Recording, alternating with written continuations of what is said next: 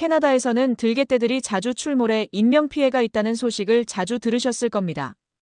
여기 밴쿠버의 작은 마을에 갑자기 들개떼가 출몰해 어린아이가 위험천만한 상황에 놓여 있었다고 합니다.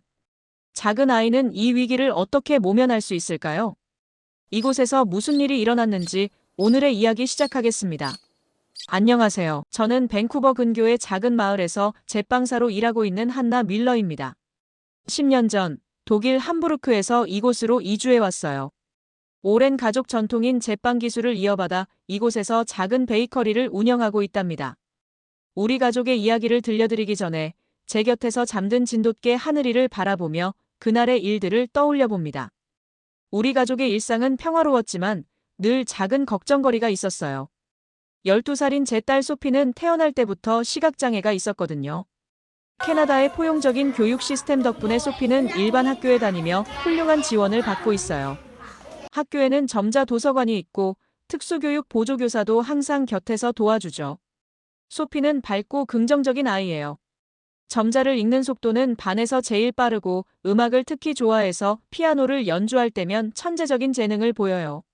하지만 최근 들어 소피가 조금 달라진 것 같았어요. 청소년기에 접어들면서 더 넓은 세상을 경험하고 싶어 하는데 혼자서는 한계를 느끼는 것 같았거든요. 매일 아침 베이커리에서 독일식 프레첼을 굽다 보면 창밖으로 등교하는 아이들이 보여요. 친구들과 깔깔거리며 웃고 떠드는 모습을 보며 혼자 흰 지팡이를 짚고 조심스레 걸어가는 소피의 뒷모습이 마음을 아프게 했죠. 소피를 위한 안내견을 신청했지만 대기자가 너무 많아 2년은 기다려야 한다고 했어요. 그러던 어느 날 이메일 한 통을 받았어요.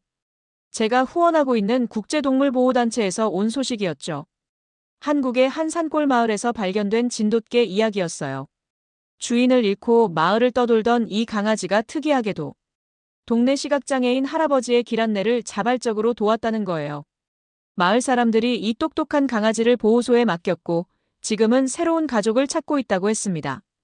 첨부된 사진 속 강아지의 눈빛에서 뭔가 특별한 것이 느껴졌어요. 영상에는 이 강아지가 보호소 직원들의 발걸음을 따라다니며 물건을 주워다 주고 시각장애인 자원봉사자의 보행을 도와주는 모습이 담겨 있었죠. 전문적인 훈련을 받지 않았는데도 이렇게 영리하다니 정말 놀라웠어요. 처음에는 망설였어요. 공인된 안내견도 아니고 더구나 해외에서 데려와야 하는 강아지를 소피의 동반자로 맞이하는 게 옳은 걸까 고민됐거든요. 하지만 그날 밤 일이 제 마음을 바꾸어 놓았어요. 소피의 방에서 피아노 소리가 들렸는데 평소와는 다른 쓸쓸한 멜로디였어요. 문을 살며시 열어보니 소피가 건반 위에서 손을 멈추고 혼잣말을 하고 있었죠. 난 친구들처럼 자유롭게 돌아다닐 수 없을까? 학교 밖에도 나가보고 싶은데. 소피의 작은 혼잣말에 가슴이 아팠어요. 우리 소피에게는 단순한 안내견이 아닌 진정한 친구이자 동반자가 필요하다는 걸 깨달았죠. 다음 날 아침, 브라이언과 진지하게 이야기를 나눴어요. 소방관인 남편은 안전을 가장 중요하게 생각하는 사람이라 처음에는 많이 걱정했죠. 하지만 한국 진돗개의 충성심과 영리함에 대한 자료들을 함께 찾아보면서 조금씩 마음을 열어갔어요. 특히 진돗개가 수백 년간 한국에서 가족의 충실한 보호자 역할을 해왔다는 이야기에 깊은 인상을 받은 것 같았어요. 안녕하세요. 다시 한나입니다.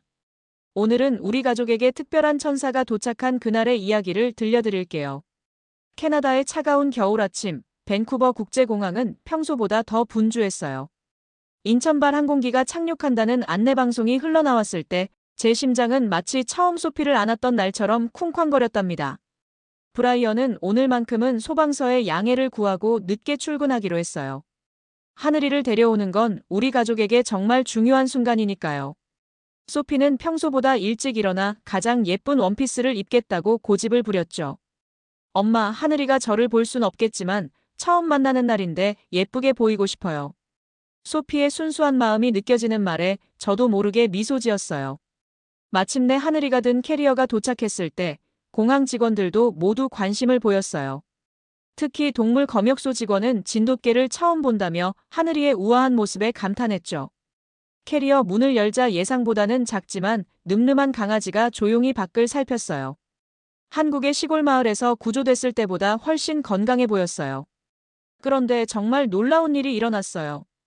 하늘이는 낯선 환경에 당황하는 기색도 없이 주변을 차분히 살피더니 곧장 소피 쪽으로 다가갔어요. 마치 소피의 시각장애를 알아챈 것처럼 부드럽게 그녀의 손등에 코를 비비며 자신의 존재를 알렸죠. 소피가 살짝 놀라는 듯했지만 이내 환하게 웃으며 하늘이의 머리를 쓰다듬었어요. 이런 건 처음 봤네요. 동행한 한국보호소의 자원봉사자가 감탄했어요. 보호소에서도 시각장애인 봉사자를 특별히 잘 도왔지만 이렇게 즉각적으로 교감을 나누는 건 처음 보는 것 같아요.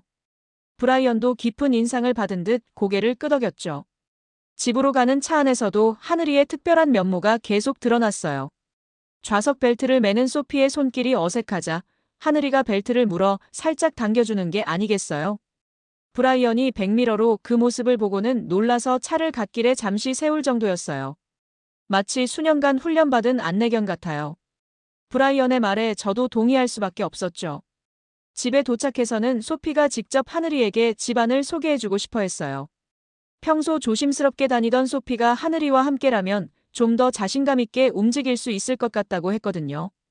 정말 놀랍게도 하늘이는 소피의 보폭에 맞춰 천천히 걸으면서 계단이나 문턱이 나올 때마다 먼저 멈춰서서 소피에게 알려주었어요. 특히 인상적이었던 건 소피의 방을 구경할 때였어요. 하늘이는 피아노 앞에서 유독 오래 머물렀는데 소피가 건반에 앉자 그녀의 발치에 조용히 자리 잡았죠. 소피가 쇼팽의 야상곡을 연주하는 동안 하늘이는 마치 오랜 친구처럼 편안한 모습으로 음악을 감상했어요. 저녁이 되자 하늘이는 자연스럽게 소피의 방 앞에 자리를 잡았어요. 마치 이제부터 여기가 제 자리예요라고 말하는 것처럼요. 소피는 하늘이를 위해 준비한 특별한 침대를 보여주고 싶어 했지만 하늘이는 끝내 방문 앞을 고집했죠. 나중에 알고 보니 그게 가장 좋은 위치였더라고요. 소피가 밤중에 화장실에 가거나 할 때 바로 도와줄 수 있는 자리였거든요.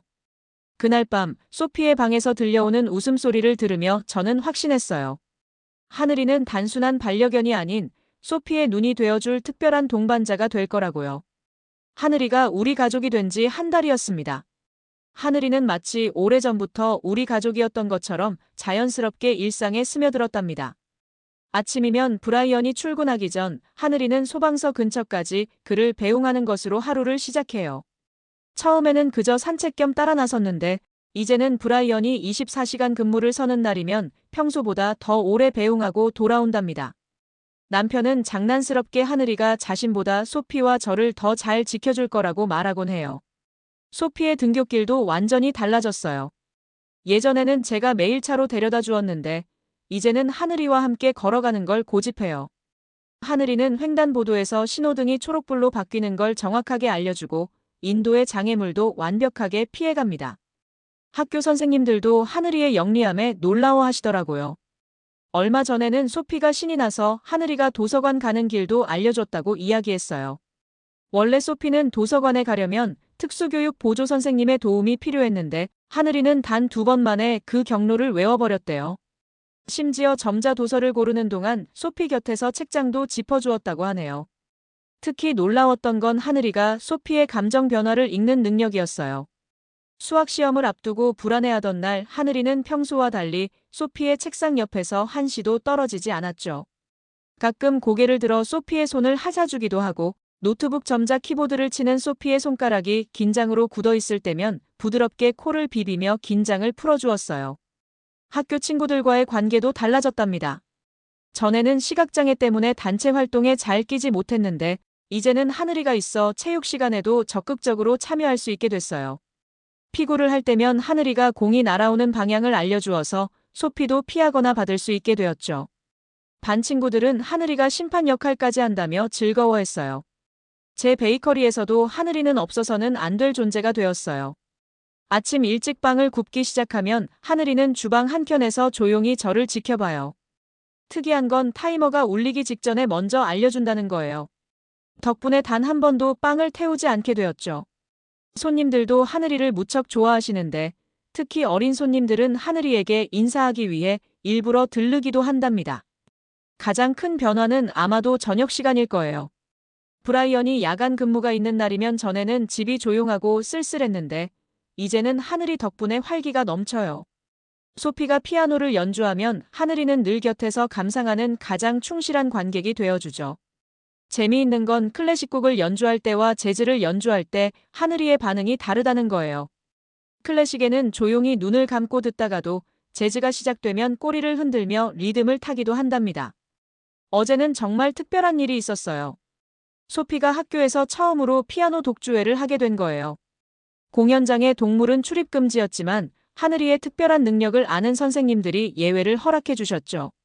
하늘이는 무대 옆에서 소피가 연주하는 내내 가장 멋진 매니저처럼 자리를 지켰고 소피는 생애 최고의 연주를 해냈답니다.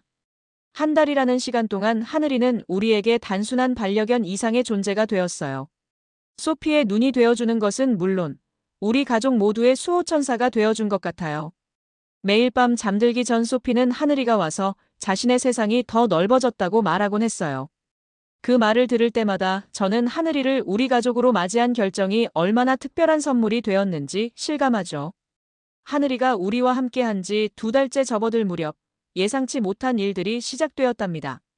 처음 문제가 생긴 건 학교 운영위원회 회의에서였어요. 일부 학부모들이 공인된 안내견이 아닌 개가 학교에 출입하는 것에 대해 우려를 제기했다고 해요. 특히 운영위원회 부회장인 앤더슨 씨는 하늘이가 공식 인증을 받지 않은 안내견이라는 점을 강하게 지적했죠. 며칠 뒤 학교 운영위원회 부회장이자 시 보건국 감독관으로 일하는 앤더슨 씨는 직접 제 베이커리를 찾아왔어요. 음식을 다루는 공간에 동물을 들이는 것이 위생법에 저촉될 수 있다며 시 보건국에 신고하겠다고 했죠. 물론 저는 하늘이가 주방과 완전히 분리된 공간에만 있다는 것과 모든 위생 규정을 철저히 지키고 있다는 점을 설명했지만 그의 태도는 여전히 차가웠어요. 상황은 점점 더 어려워졌어요. 일부 이웃들이 하늘이를 볼 때마다 길을 피해갔고 심지어 아이들을 데리고 다른 쪽으로 건너가는 경우도 있었죠. 진돗개라는 생소한 견종에 대한 편견과 훈련받지 않은 안내견이라는 오해가 겹쳐져서 만들어낸 결과였을 거예요. 브라이언은 매일 밤 고민했어요. 소방관으로서 안전에 대한 우려를 이해하면서도 하늘이가 우리 가족에게 얼마나 소중한 존재인지 잘 알고 있었거든요. 특히 소피의 달라진 모습을 지켜보면서 하늘이와 헤어지는 건 상상조차 할 수 없다고 했죠. 소피도 학교에서 힘든 시간을 보냈어요. 일부 친구들이 갑자기 거리를 두기 시작했고 체육 시간에도 예전처럼 자유롭게 참여하기 어려워졌답니다. 하지만 소피는 놀랍게도 흔들리지 않았어요. 오히려 하늘이의 특별한 능력을 더 적극적으로 보여주려 했죠. 전환점은 도서관에서 일어났어요. 소피가 하늘이와 함께 점자도서를 고르고 있을 때 우연히 그곳을 방문한 시각장애인 협회 회장님이 하늘이의 놀라운 능력을 목격하게 된 거예요. 훈련받지 않은 개가 이렇게 자연스럽게 시각장애인을 보조하는 모습에 깊은 감명을 받으셨다고 해요. 협회 회장님은 자발적으로 나서서 하늘이의 이야기를 지역신문에 소개해 주셨어요. 한국의 충직한 토종견인 진돗개가 어떻게 시각장애 소녀의 친구이자 안내자가 되었는지, 그리고 그들이 서로를 통해 어떻게 성장했는지를 아름답게 써주셨죠. 기사가 나간 후 점차 사람들의 시선이 달라지기 시작했어요. 앤더슨 씨의 아들이 과학 수업 시간에 있었던 일을 이야기해준 덕분이었죠. 소피가 실험 도구를 잘못 만져 위험할 뻔한 순간 하늘이가 얼마나 빠르게 반응해서 사고를 막았는지를 직접 본 아이들이 부모님께 전해준 거예요. 베이커리를 찾는 손님들도 하늘이의 존재를 점점 더 반기기 시작했어요. 특히 한 단골 손님은 자신의 할머니가 시각장애가 있는데 하늘이 같은 반려견을 만나고 싶어 하신다며 연락처를 물어보기도 했죠. 가장 극적인 변화는 앤더슨 씨에게서 왔어요. 어느 날 그가 베이커리에 들러 조용히 사과를 건넸어요. 자신의 딸이 최근 교통사고로 잠시 시력을 잃었는데 그때 하늘이 같은 개가 있었다면 얼마나 좋았을까 하는 생각이 들었다고 해요. 이제는 오히려 사람들이 하늘이에 대해 더 알고 싶어 해요. 학교에서는 하늘이를 통해 장애인 인식 개선 교육을 하자는 제안이 나왔고 시각장애인 협회에서는 하늘이의 사례를 연구하고 싶다고 연락을 주기도 했답니다.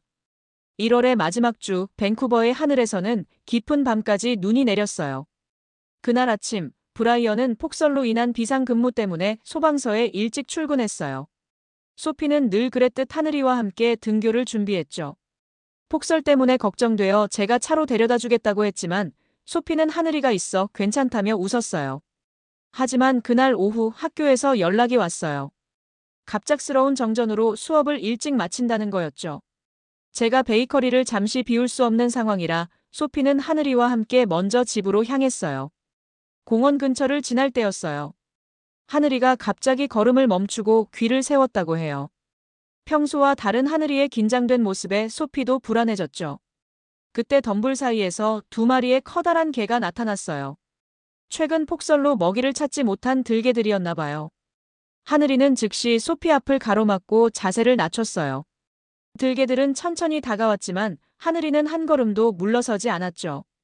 오히려 소피가 겁에 질리지 않도록 계속해서 그녀의 다리에 자신의 존재를 느낄 수 있게 해주었어요. 들개 중 한 마리가 달려들었을 때 하늘이의 몸놀림은 마치 무용수처럼 우아하고 정확했어요. 상대의 공격을 피하면서도 소피를 보호하는 자세를 잃지 않았죠. 하늘이의 날카로운 경고음에 들개들은 결국 물러났어요. 그날 밤 브라이언은 하늘이를 껴안고 울었어요. 소방관으로서 늘 위험한 상황을 마주하지만 가족의 안전이 위협받는 것은 견딜 수 없었다고 해요. 하늘이는 그저 브라이언의 품에 안겨 조용히 그의 마음을 달래주었답니다. 이 일을 계기로 하늘이는 우리 가족의 진정한 영웅이 되었어요. 단순한 안내견이 아닌 위험한 순간에도 침착하게 대처할 수 있는 수호자였던 거죠. 지금도 소피는 말해요. 그날 자신은 전혀 두렵지 않았다고. 하늘이가 자신을 지켜줄 거란 걸 믿었다고요.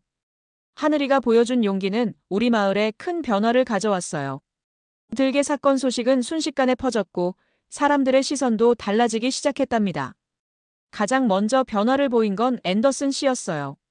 그는 다음 날 아침 일찍 베이커리를 찾아왔는데 이번에는 위생 점검이 아닌 사과를 하기 위해서였죠.